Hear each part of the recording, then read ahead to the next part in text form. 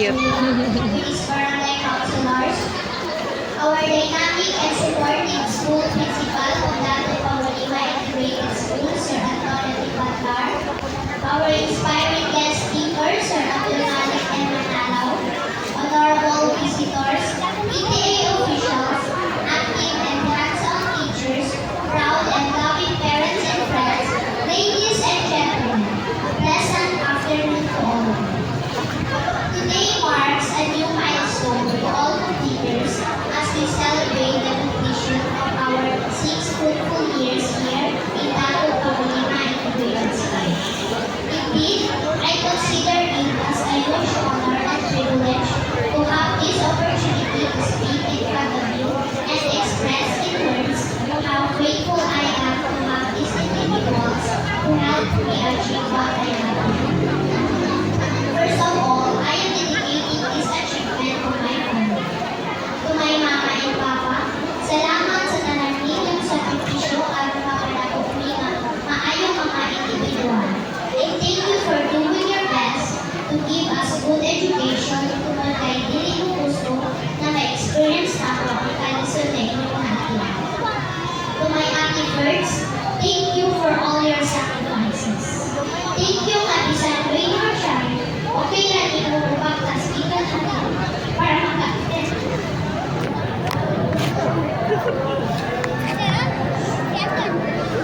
Yan.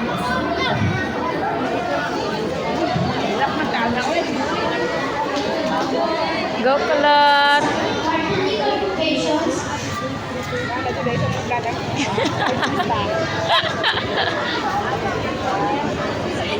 Go Kulot!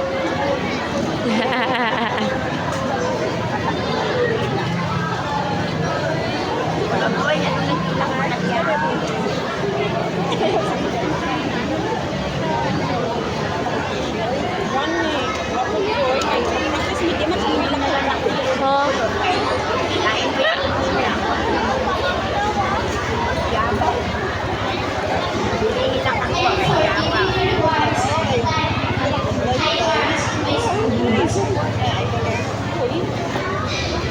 To my Kuya Terence,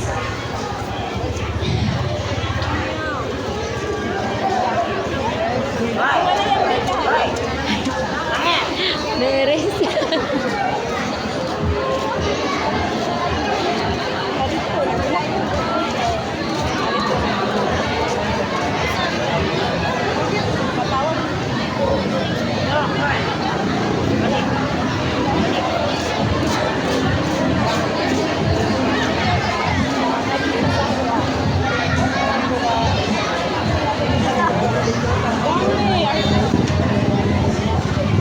thank you for being so firm in imposing discipline to us during these weeks.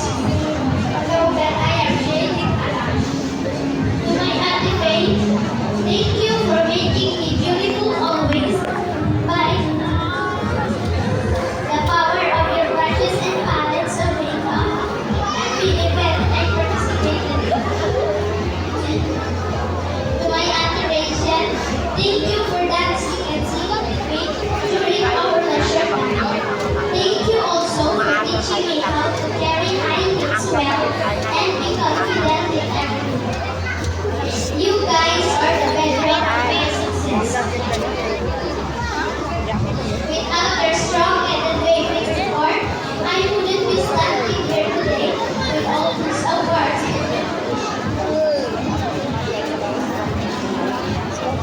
Secondly, to our Graduate na dahil second ka. Congrats! our teachers, you have been our guiding lights, our mentors, and our unwavering supporters throughout our journey here at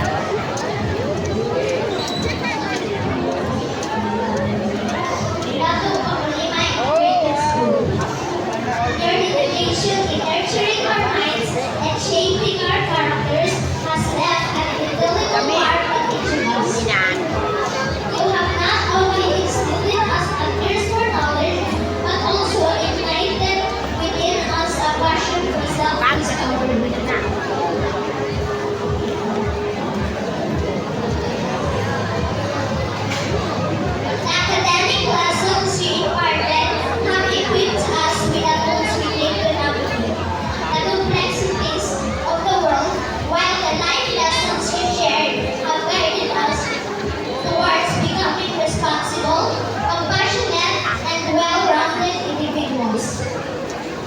To Sir Kenny.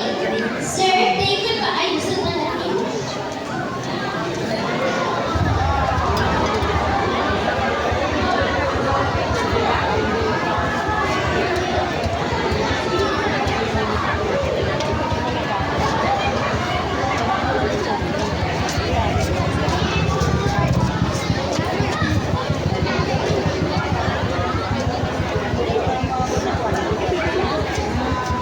Thank you sa pag-correct and pagkatong ka namo whenever we mess up.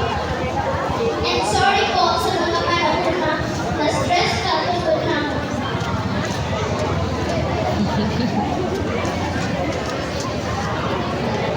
We love you, sir. Our dear teacher, thank you for everything. We will carry your teachings with us, not just in our hearts, but in our actions as we strive to make a positive impact on the world and live lives that are true to ourselves and our potential. To my fellow batchmates and friends, thank you. Looking back, I can't help but smile at how each of you contributed to making my elementary years so vibrant and unforgettable.